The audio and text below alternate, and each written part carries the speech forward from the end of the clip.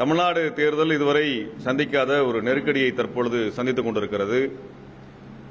அதேபோல மாநில உரிமை தொடர்ச்சியாக தமிழர்களினுடைய உரிமைகளை நசுக்குகின்ற விதமாக இந்த மாநில உரிமைகளை நசுக்கிக் கொண்டிருக்கக்கூடிய செயலும் நடந்து வருவதை பார்த்து வருகிறோம். இந்த நடந்து முடிந்த சட்டமன்ற தேர்தலில் மும்முனை போட்டியாக நடந்து 3 கட்சிக்கும் பெரும்பான்மை இல்லாத நிலையிலே ஆளுநராக இருக்கக்கூடியவர் தமிழ்நாட்டிலே அடுத்த அமைச்சரவை ஆளுங்கட்சியாக பொறுப்பேற்கக்கூடிய தகுதி படைத்த கட்சியை அழைத்திருக்க வேண்டும்.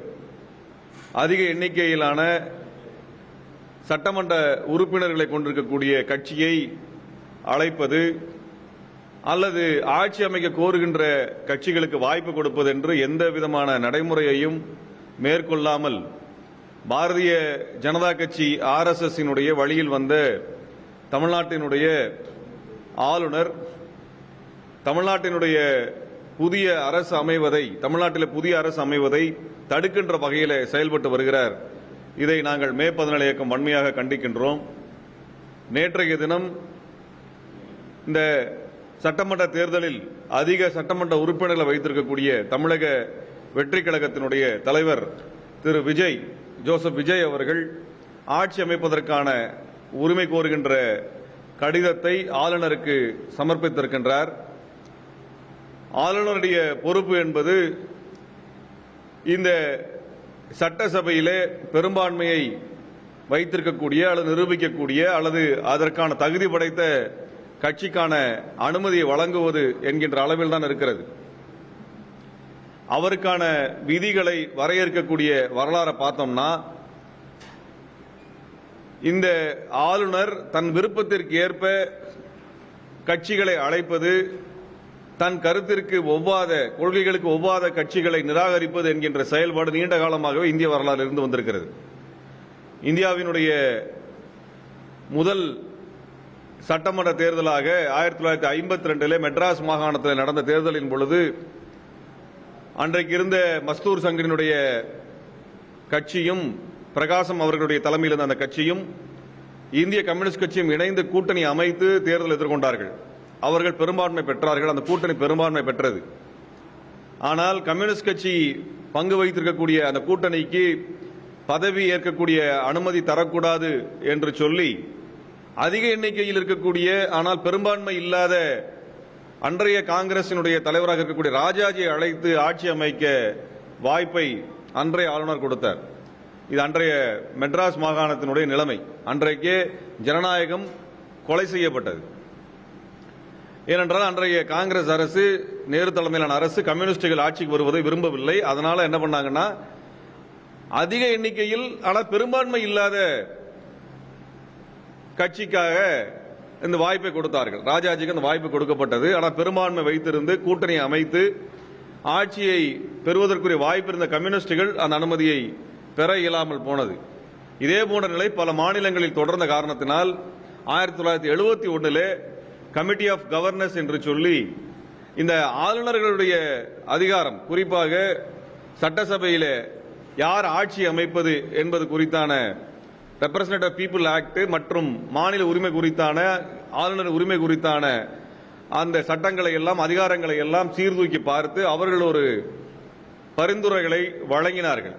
அதன் அடிப்படையில் தேர்தலுக்கு முன்பு கூட்டணி அமைத்து பெரும்பான்மை பெற்றக்கூடிய கட்சியை அழைப்பது அல்லது அதிக எண்ணிக்கை வைத்திருக்கக்கூடிய கட்சியை அவர்கள் ஆட்சி அமைக்க அழைப்பது, அதுவும் இல்லை என்றால் தேர்தலுக்கு பின்பு ஒரு கூட்டணி அமைத்து பெரும்பான்மையை பெறக்கூடிய அந்த கூட்டணி கட்சிகளை ஆட்சி அமைக்க அழைப்பது என்றெல்லாம் நெறிமுறைகள் வகுக்கப்பட்டன.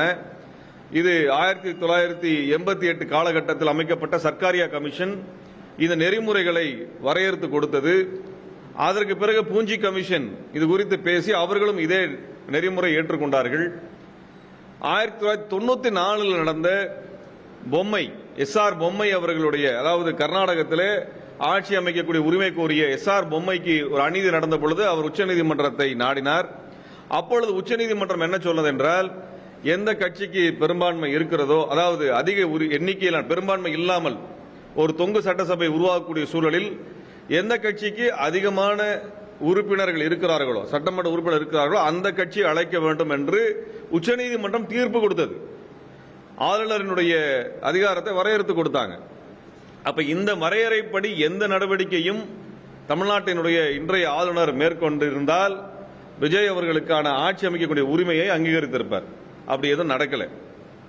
இப்ப நம்ம என்ன கேட்கிறோம்னா, அதிமுக திமுக இரண்டு கட்சிகளும் இரண்டு கூட்டணிகளும் ஆட்சி அமைப்பதற்கான உரிமை கோரவில்லை.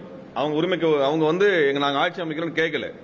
ஆட்சி அமைக்கணும் கேட்ட ஒரே கட்சி தமிழக வெற்றி கழகம் தான் கேட்டிருக்கிறாங்க. திரு விஜய் அவர்கள் தான் சந்தித்து பேசியிருக்காங்கன்னா, தமிழ்நாட்டில் உடனடியாக மக்களாட்சி நிலவுவதற்கான வழிமுறையை செய்வதுதான் ஒரு ஆளுநரோட வேலை. அப்ப மக்களாட்சி பொறுப்பேற்பதற்கான ஒரு வாய்ப்பை அவர்கள் தமிழக வெற்றி கழகத்திற்கு கொடுத்திருக்க வேண்டும். பெரும்பான்மையை நிரூபிப்பது என்பது சட்டசபையில் தான் நிரூபிக்க வேண்டுமே ஒழிய அதை ஆளுநருக்கு நிரூபிக்க வேண்டிய அவசியம் இல்லை. ஆளுநர் வந்து சபாநாயகர் கிடையாது. ஆளுநருக்கு வந்து ஒரு கட்சியை பற்றியான மதிப்பிடுவதில் எந்த அளவீடுமே கிடையாது. அவருடைய விருப்பத்திற்கு ஏற்ப அவருடைய அதிகாரத்தை வளைத்துக் கொள்ளக்கூடிய வகையில் நடந்து கொண்டிருக்கிறார்கள். பெரும்பான்மையை ஆளுநர் நிரூபிக்க வேண்டும் என்கின்ற அவசியம் இல்லை. அதை சட்டசபையில் நிரூபிப்பது என்பது மக்கள் மன்றத்தில் நிரூபிப்பதற்கான அடையாளமாக மாறும். அப்படிப்பட்ட வாய்ப்பை அவர் தமிழக வெற்றி கழகத்தை கொடுத்திருக்கணும். அவர் பெரும்பான்மை நிரூபிக்க வேண்டிய பொறுப்பை அவர் கையில் கொடுத்திருக்க வேண்டும். பெரும்பான்மையான ஒரு அரசை நிறுவுவது என்கின்ற எதேச்சதிகார ஒரு தனத்தை ஆளுநர் மேற்கொண்டிருக்கிறார். அதுதான் தமிழ்நாட்டில் நாம் எச்சரிக்கையோடு கவனிக்க வேண்டியது. இது வந்து திமுக அதிமுக தாவேகா என்கின்ற கட்சி சார்ந்த அரசியல் நாங்கள் நின்று பேசல. தமிழ்நாட்டினுடைய மாநில உரிமை சார்ந்து பேசுகிறோம். இது நாளைக்கு எல்லா கட்சிக்கும் இது போன்ற ஒரு சூழ்நிலை வரலாம். அந்த இடத்துல தான் தமிழ்நாடு மக்கள் இந்த ஆட்சி அமைக்கின்ற உரிமை குறித்து தெளிவோடு இதை அணுக வேண்டியிருக்கிறது. ஒரு தனிநபர் ஒரு ஆளுநர் முடிவு செய்ய முடியாது. மக்கள் வாக்களித்திருக்கிறார்கள். அந்த வாக்களிப்பின் அடிப்படையில் இந்த கட்சிகளுக்கு இவ்வளவு விகிதத்தில் வாக்குகள் கிடைத்திருக்கின்றன, சட்டமன்ற உறுப்பினர்கள் கிடைத்திருக்கிறார்கள். அவர்கள் பெரும்பான்மையோ அல்லது பெரும்பான்மை தவறுகிறார்கள் என்றாலோ அதை சட்டமன்றத்தில் நிரூபிக்கட்டும், மக்கள் மன்றத்தில் அது நிரூபிக்கப்படட்டும். அதை வந்து அப்படியான ஒன்றை வந்து தான் நம்ம வந்து முன்வைக்கிறோம். இதுக்கு நான் குறிப்பா பேசுற இன்னொரு காரணம் இருக்கு. 2018 கர்நாடக தேர்தலின் பொழுது என்ன நடந்தது என்றால், அங்கே 3 மும்முனை போட்டியாக காங்கிரஸ் கட்சி, மதச்சார்பற்ற ஜனதாதளம் மற்றும் பாரதிய ஜனதா கட்சி தேர்தலில் போட்டியிட்ட பொழுது பாரதிய ஜனதா கட்சிக்கு அதிக எண்ணிக்கையில் சட்டமன்ற உறுப்பினர் கிடைத்தார்கள். ஆனால் பெரும்பான்மை கிடைக்கவில்லை. இரண்டாவதாக காங்கிரஸ் கட்சி இருந்தது. மூன்றாவதாக மதச்சார்பற்ற ஜனதாதளம் இருந்தது. அந்த இடத்துல காங்கிரஸ் கட்சி மதச்சார்பற்ற ஜனதாதளத்துக்கு ஆதரவு தெரிவிப்பதாக அறிவித்து ஒரு பெரும்பான்மை கணக்கை முன்னிறுத்தினார்கள். ஆக சர்க்காரியா கமிஷன்ல இருந்து, பூஞ்சி கமிஷன்ல இருந்து, கமிஷன் ஆஃப் கவர்னன்ஸ்ல இருந்து சொல்லப்பட்ட உச்சநீதிமன்றத்தினுடைய தீர்ப்பின் அடிப்படையில் பார்த்தால் மதச்சார்பற்ற ஜனதாதளத்திற்கு கூட்டணிக்கு ஆட்சி அமைக்கின்ற அதிகாரத்தை கொடுத்திருக்க வேண்டும். ஆனால் அன்றைக்கு பாரதிய ஜனதா கட்சியினுடைய முகவர்களாக எடுபடிகளாக இருந்த ஆளுநர் பாரதிய ஜனதா கட்சியை கூப்பிட்டு ஆட்சி அமைக்க, எடியூரப்பாவை அழைத்து ஆட்சி அமைக்க அனுமதி கொடுத்தார். அது மட்டுமல்ல, பெரும்பான்மை நிரூபிப்பதற்காக 15 நாட்கள் அதற்கான கால அவகாசம் கொடுத்தார். இது எதுக்கு? அடுத்த கட்சி உடைப்பதற்கான அது கால அவகாசமாக அதை கொடுத்தார். உடனடியாக உச்சநீதிமன்றம் சென்ற பொழுது அந்த 15 நாள் என்பது ஒரே நாளாக குறைக்கப்பட்டது. ஒரே நாளில் நீங்க நிரூபிக்க, ஒரு நாள் தான் உங்களுக்கு அவகாசம் நிரூபிக்க வேண்டும் உச்சநீதிமன்றம் சொல்லிச்சு. இது ஆளுநர் அதிகாரத்தின் மீது உச்சநீதிமன்றம் வைத்த என்ன சொல்றது கடுமையான ஒரு விமர்சனம். இதுக்கு அப்புறமும் அங்க பாரதிய ஜனதா கட்சி ஆட்சிக்கு வருதுன்னா அதுக்கேற்ற மாதிரி சட்டத்தை வளைத்துக் கொள்வது, தமிழ்நாட்டில் பாஜகவினுடைய கூட்டணிக்கு வாய்ப்பு கிடைக்கவில்லை என்றால் அதற்கேற்ப ஒரு முடிவில் எடுப்பது என்பது, கவர்னர் யாருக்கு வேலை செய்கிறாரு, கவர்னர் என்கின்ற பதவி யாருக்காக இருக்கிறது என்ற கேள்வி எழுப்ப விரும்புகிறோம். எந்த கட்சி வேணா இருக்கட்டும், எந்த கட்சி வேணா இந்த இடத்துல இருக்கட்டும். ஆனால் இதுல ஒரு நீங்க ஒன்னு சட்ட முறைப்படி ஒன்னு வர்றீங்க, ஒரு நெறிமுறை இருக்குன்னா அந்த நெறிமுறையை கடைபிடிக்கணும். உங்க நெறிமுறை உங்க இஷ்டத்துக்கு எல்லாம் பண்றீங்கன்னா பிஜேபி காரங்க வந்து எந்த மாநிலத்தில் வேணா யார வேணா அவங்க விருப்பத்துக்கு அழைக்கிறது, அவங்க விருப்பத்துக்கு நிராகரிக்கிறது ஒரு போக்கை வந்து தமிழ்நாடு அனுமதிக்க கூடாது. இது அனைத்து கட்சிகளும் கண்டிக்க வேண்டும் என்று நாங்கள் நேற்றைக்கு அறிக்கை வெளியிட்டிருந்தோம். இன்றைக்கு பல கட்சிகள் அந்த நிலைப்பாட்டை ஆதரித்திருக்கிறார்கள். அவர்கள் கவர்னருடைய போக்கை கண்டித்திருக்கிறார்கள், வரவேற்கிறோம். தமிழ்நாட்டில் உடனடியாக ஒரு மக்களாட்சி வரணும். இன்றைக்கு யாரையுமே அழைக்காம இருந்து நாளைக்கு கவர்னர் ஆட்சி வருது அப்படின்னா அது மக்களாட்சிக்கு நேர் எதிரானது. மக்கள் ஒன்றும் ஓட்டு போடாம எங்களுக்கு எந்த கட்சி வேண்டாம்னு நிராகரிக்கல, ஓட்டு போட்டிருக்கிறாங்க. 3 அணிகளும் கணிசமான சட்டமன்ற உறுப்பினர் வச்சிருக்கிறாங்க கையில. ஒவ்வொரு தொகுதியும் தனக்கான சட்டமன்ற உறுப்பினர் யாருன்னு முடிவு பண்ணி அனுப்பியிருக்குது. இதை ஒரு நபர் முடிவு பண்ணுவாரா, ஒரு கட்சி முடிவு பண்ணுவாரா? அதுவும் தமிழ்நாட்டில் கூட்டணி வைத்து கூட்டணியின் பலத்தில் ஒரே ஒரு எம்எல்ஏ பதவி வைத்து கூட பிஜேபி எப்படி முடிவு பண்றது? பிஜேபி எப்படிங்க முடிவு பண்ணும்? அந்த பிஜேபி கட்சிக்காரங்க தமிழ்நாட்டில் யார் வரணும் யார் வரக்கூடாது முடிவு பண்ணுவாங்களா? அப்படிப்பட்ட ஒரு மோசமான சூழலை அனுமதிக்க கூடாது, தமிழ்நாடு அனுமதிக்க கூடாது. இதுல விருப்ப வெறுப்பெல்லாம் பார்க்க கூடாது என்றுதான் மே 14 சொல்லுது. ஒரே ஒரு எம்எல்ஏவை அதுவும் கூட்டணி வைத்து அதிமுகவின் பலத்தால் வாங்கி கொண்டு அவர்கள் இங்க 108 சட்டமன்ற உறுப்பினர் பெற்றிருக்கக்கூடிய தமிழக வெற்றி கழகத்திற்கு ஆட்சி அமைப்பதற்கு வாய்ப்பு கொடுக்க மறுக்கிற அந்த எதேச்சதிகார போக்கு அராஜகமான போக்கு, தமிழ்நாடு மக்களினுடைய ஜனநாயக உரிமையை நசுக்குகின்ற போக்கு. இதை வன்மையா கண்டிக்கிறோம். இதுல ஸ்ரீதர் வேம்பு என்ன பேசியிருக்காரு, அவர் ஆர்எஸ்எஸ் சங்கி, அவர் என்ன பேசியிருக்காரு? இப்ப ஆளுநர் ஆட்சி வரணும்னு பேசியிருக்கிறார். ஆளுநர் ஆட்சி வர்றதுக்கு பத்தியான பரிந்துரை பிஜேபி ஏன் இப்ப பேசுது? ஏன் பேசுது? ஆளுநர் ஆட்சி யார் கேட்டா? எதுக்கு ஆளுநர் ஆட்சி கொண்டு வரணும்? எதுக்கு கவர்னர் ஆட்சிக்கு திரும்பி வரணும்? மக்களாட்சி தான் வரணும். பாஜக விருப்பப்பட்ட சட்டங்களை எல்லாம் நிறைவேற்றுவதற்கான சூழலை பாஜக தன்னுடைய தேர்தலில் மிக மோசமாக தோற்று போயிருக்கிறார்கள். ஒன்று மிக தெளிவாக தமிழ்நாடு மக்கள் ஒன்று சொல்லியிருக்கிறாங்க, திமுக கூட்டணியை நாங்க நிராகரிக்கிறோம்னா பிஜேபி கூட்டணிக்கு வாக்களிக்கின்ற அவசியம் இல்லை என்ற முடிவு எடுத்திருக்கிறாங்க. அதை நாங்கள் வரவேற்கிறோம். அவர்கள் தாவேகாவை தான் தேர்ந்தெடுத்திருக்கிறார்கள், பிஜேபி கூட்டணியை நிராகரித்திருக்கிறார்கள். தமிழ்நாடு மக்கள் பிஜேபி கூட்டணி நிராகரித்த என்பதான் செய்தி. அதுவும் 4 எம்எல்ஏ வைத்திருந்த பிஜேபி இன்னைக்கு 1 எம்எல்ஏ தான் வச்சிருக்குது. அதுவும் ஊட்டியில அதிமுகவினுடைய வலிமையான தொகுதியில் தான் வென்றிருக்கிறார்கள். இதான் நிலைமை, இதான் பிஜேபியோட நிலைமை. தமிழ்நாடு மக்கள் மதவெறியை நிராகரித்திருக்கிறார்கள். திருப்பரங்குன்றத்தில் கலவரம் பண்ணணும்னு சொல்லி அத்தனை அழிச்சாட்டியம் செய்த அந்த பிஜேபியை நிராகரித்திருக்கிறார்கள். பிஜேபிக்கு தேர்தலில் பிரச்சாரம் பண்றது யாரெல்லாம் வந்தாங்க? பிரதமர் வந்தாரு, திருப்பரங்குன்றத்துக்கு போனாரு, அமித்ஷா வந்தாரு, அவர் நகரவளம் வந்தாரு, மகாராஷ்டிராவினுடைய முதல்வர் வந்தாரு. அவர் என்ன சொன்னாரு, நீங்க ஓட்டு போட்டாதான் உங்களுக்கு மதுரைக்கு மெட்ரோ வரும்னு பிளாக்மெயில் பண்ணாரு. இத்தனை பேரையும் கொண்டு வந்து இறக்குனாங்க பிஜேபி. இத்தனை அமைச்சர்கள், இத்தனை முதலமைச்சர்கள், இத்தனை பரப்புரைகளை செய்தும் ஒரே ஒரு இடத்துல தான் பிஜேபி ஜெயிச்சிருக்குன்னா தமிழ்நாடு மக்கள் 234 தொகுதியில் ஒரே ஒரு தொகுதி தான் பிஜேபி கொடுத்து, அதுவும் கூட்டணி என்பதால் கொடுத்தாங்க. இல்லைன்னா பிஜேபி தொடை தெரியப்பட்டிருக்கும். இதுதான் தமிழ்நாடு மக்களோட ஒட்டுமொத்த முடிவு. எங்களுக்குள்ள இருக்க மாநில கட்சிகள் நாங்கள் வாக்களிச்சுக்கிறோம், ஆனால் பிஜேபி கூட்டணிக்கு வாக்களிக்க மாட்டோம் என்று பேசிவிட்டார்கள், தெளிவா சொல்லிட்டாங்க. அப்புறம் எதுக்கு மறுபடியும் இங்க யார் ஆட்சி அமைக்கணும் அமைக்கக்கூடாதுன்னு பிஜேபி முடிவு பண்ணலாம்? அதை தான் நாங்கள் இப்ப கேட்கிறோம். இன்றைக்கு தமிழ்நாட்டில் ஆட்சி அமைக்கப்படணும். தமிழக வெற்றி கழகத்திற்கு ஜனநாயக சக்திகள் இந்த புள்ளியில் இருந்தாவது கவனிக்க வேண்டும். இதை இந்த புள்ளியில இருந்தா கவனிக்க. நாளைக்கு ஆளுநர் ஆட்சியை நம்ம தலையில் திணிக்கிறதுக்கா? ஆளுநர் ஆட்சி நடந்ததுக்காக கொண்டு வந்ததுக்கு பின்னாடி இவங்க என்ன வேணா செய்வாங்களே, மாநிலத்தை என்ன வேணா செய்வாங்கல்ல. இப்பவே யோசிச்சு பாருங்க, நேற்றுக்கு ஒரு நாளுக்குள்ள என்ன நடந்திருக்கிறது. அவர் ஆட்சி அமைப்பதற்கான அனுமதியை கொடுக்கல. அதே நேரத்தில் மணி லாண்டரிங் கேஸ் பிஎம்எல்ஏ வழக்கு திரு விஜய் மேல ஏவப்பட்டிருக்கிறது, அந்த வழக்கு கொண்டு வரப்பட்டிருக்கிறது.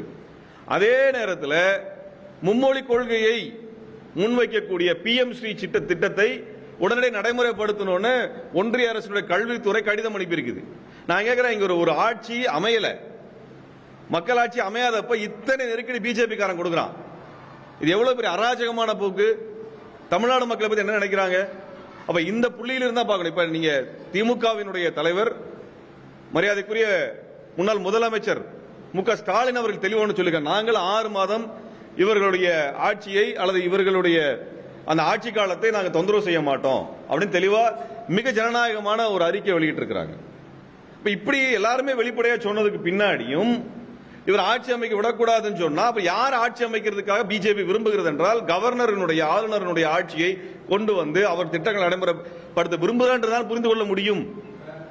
அதுதான் நான் பேசி முடிச்சிடுறாங்க, அப்புறமேல் பேசலாம், ஒன்னும் அவசரம் எல்லாம் ஒண்ணு இல்லை, 2 மணி நேரம் கூட உட்காந்துருக்கேன். அப்ப இப்படிப்பட்ட ஒரு நிலைமையை கவனத்தில் எடுத்துக்கொண்டு தான் நான் தமிழ்நாடு மக்களுக்கு வேண்டுகோள் வைக்கிறோம். நீங்க வாக்களித்திருக்கிறீர்கள், நீங்கள் தேர்ந்தெடுத்த வேட்பாளர் சரியா தவறா என்ற இடத்துக்குள்ள நாங்க போல, எந்த கட்சி தேர்ந்தெடுக்கிற இடத்துக்குள்ள நாங்க போல, அது எங்களுக்கு தேவையில்லை. பாரதிய ஜனதா கட்சிக்கு எதிராக மே 14 பரப்புரை மேற்கொண்டது. அதில் பாரதிய ஜனதா கட்சி மக்களால் வீழ்த்தப்பட்டது என்பதிலே நாங்கள் மக்களுக்கு, தமிழ் மக்களுக்கு, தமிழர்களுக்கு நான் நன்றி தெரிவிக்கின்றோம். அதற்கு அடுத்தபடியாக தமிழ்நாட்டில் யார் ஆட்சி அமைக்கணும் ஆட்சி அமைக்கக்கூடாது என்கின்ற முடிவை தமிழ்நாடு மக்கள் நிராகரிக்கப்பட்ட பிஜேபி முடிவு செய்யக்கூடாது என்றுதான் சொல்ல வந்திருக்கிறோம். அதுல ஆளுநர் பிஜேபி சாதகமாக அவங்களுக்கு ஏற்பதை போன்ற ஒரு ஏற்புடைய ஒரு நிலையை எடுப்பதை நாங்கள் வன்மையாக கண்டிக்கிறோம். தமிழக வெற்றி கழகத்திற்கு பெரும்பான்மையான அதிகப்படியான எம்எல்ஏக்கள் இருக்கிறாங்கன்னா அவங்க ஆட்சி அமைப்பதற்கான வாய்ப்பை கொடுங்க. அவங்க தங்களுடைய பெரும்பான்மையை சட்டசபையில் நிரூபிக்கட்டும். அவங்க நிரூபிக்கட்டும். அது ஆளுநர் வேலை இல்லை, பிஜேபியோட வேலை இல்லை, RS சங் பரிவாரோட வேலை அல்ல. இந்த போக்கை அனுமதிக்க கூடாது.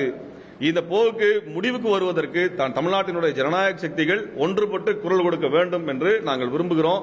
அப்படிப்பட்ட ஒரு நிலைமை வரணும். தமிழ்நாட்டை பாதுகாப்பது என்பது இந்த பிஜேபியின் தொடர் தாக்குதலில் இருந்து நம்மை பாதுகாத்துக் கொள்வதற்கான அனைத்து கட்டங்களிலும் ஒன்றுபட்டு நிற்க வேண்டும் என்பதுதான் எங்களது குரலாகவும் எங்களது கோரிக்கையாகவும் சமயத்தில் இருக்கிறது என்பதை நாங்கள் தெளிவுபடுத்த விரும்புகிறோம்.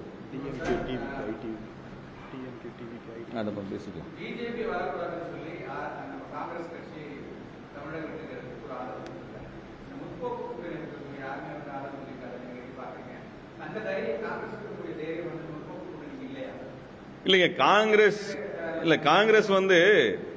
அவங்க தமிழக வெற்றி கழகத்தோடு போகணும்னு முடிவு பண்ணி தான் தேர்தலுக்கு முன்னாடியே முடிவு பண்ணியிருக்கணும். தேர்தலின் பொழுது திமுகவோடு சேர்ந்து கொண்டு பரப்புரையில் தாங்கள் தாவேக்காக்கு எதிராக ஒரு நிலைப்பாடு எடுத்ததாக காட்டிக்கொண்டு அதற்கு பிறகு போறாங்க. இப்ப இருக்கக்கூடிய சூழலை பொறுத்து மற்ற ஜனநாயக அமைப்புகள் ஒரு முடிவு எடுக்கிறது என்பது கவர்னர் ஆட்சி நிலை வராமல் இருக்கிறத பார்க்கறது தான் நம்ம பார்க்கிறோம். ஆனா காங்கிரஸ் நிலைமை அப்படி எடுக்கல. காங்கிரஸ் அந்த மாதிரி எடுக்கல. அவர்களுக்கு தெளிவா ஒரு நிலைப்பாடு இருக்குது. வெற்றி பெறுவதற்கு முன்பு ஒரு கூட்டணி, வெற்றி பெற்ற பிறகு ஒரு கூட்டணி வைக்கிறது. அதை நாங்கள் என்றைக்குமே ஏற்றுக்கல. ஏன்னா பாரதிய ஜனதா கட்சி எவ்வளவு தூரம் மாநில உரிமைகளை நசுக்குகிறதோ அதை விட ஒருபடி மேலாக நசுக்கிய கட்சி தான் காங்கிரஸ். அதான் 1952 தான் சொல்லிட்டு வந்திருக்கேன் நான். ஏன்னா நடந்ததுன்னு சொல்லியிருக்கிறோம். காங்கிரஸ் தான் அந்த வேலையை செஞ்சிருக்கிறாங்க. இப்ப அதே பாரதிய ஜனதா கட்சி செய்யுது. தேசிய கட்சிகள் இங்க இடம் இல்லை. மாநில கட்சிகள் இது குறித்து முடிவெடுக்கணும்னு தான் பேசுறோம் நம்ம.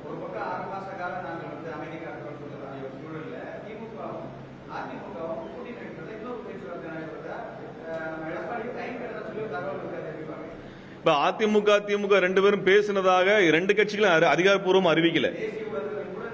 அதுதாங்க நம்ம ஊடகங்கள் எந்த லட்சணத்தில் இருக்கு தேசிய அளவில் நம்ம பார்த்துட்டோம். பிஜேபியோட ஊடகங்கள் என்ன அளவில் இருக்கு நம்ம பார்த்துட்டோம். அதனால இந்திய அளவிலான ஊடகங்களை நாங்கள் ரெஃபரன்ஸா எடுக்கல.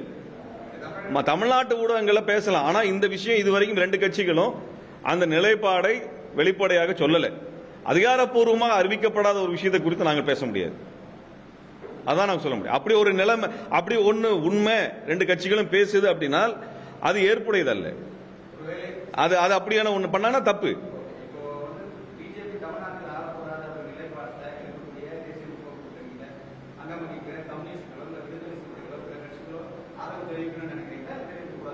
இல்ல அது அந்த கட்சிகளினுடைய ஜனநாயக முறையில் அந்த கட்சி தான் முடிவெடுக்கணும். விடுதலை சிறுத்தைகளோ கம்யூனிஸ்ட் கட்சிகளோ தமிழ்நாட்டு நலனுக்கு எது பயன்படும், தங்களுடைய கொள்கைக்கு எது சரியானதாக இருக்கும் என்பதை அந்த கட்சி தான் முடிவு பண்ணும். ஏன்னால் அது வலிமையான கட்சி, மக்களை சென்று சந்தித்திருக்கிறார்கள், சட்டமன்ற உறுப்பினர்களை பெற்றிருக்கிறார்கள். அவர்கள் பேசி முடிவெடுப்பது தான் சரியானதா இருக்கும் நான் நினைக்கிறேன். அவங்க கம்யூனிஸ்டுகளோ விடுதலை சிறுத்தைகளோ அல்லது இதர கட்சிகளோ மதச்சார்பற்ற நிலைப்பாடு எடுத்தவர்கள் அவர்கள் தனியா முடிவெடுத்தாதான். நாங்க யாரு ஆட்சி அமைக்கணும் நாங்க சொல்லணும் நம்ம சரியா இருக்காது. அந்த மாதிரி இடத்துக்குள்ள நாங்க போக முடியாது. நாங்க என்ன சொல்லணும், ஆளுநர் ஆட்சி அப்படின்னு ஒன்று வருதுனால் அதை நாங்க நிராகரிக்கிறோம்.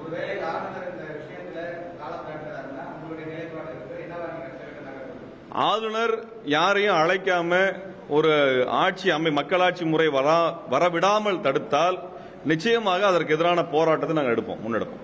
ஆளுநருக்கு எதிரான போராட்டத்தை நாங்கள் நிச்சயமா எடுப்போம். அது கட்சி சார்ந்த அல்ல, தமிழ்நாட்டின் உரிமை சார்ந்து நிச்சயமா எடுப்போம். ஜனநாயக அமைப்புகளும் அது போன்ற இடத்துக்கு வருவாங்கன்னு நான் நம்புறோம். நாங்கள் நன்றி.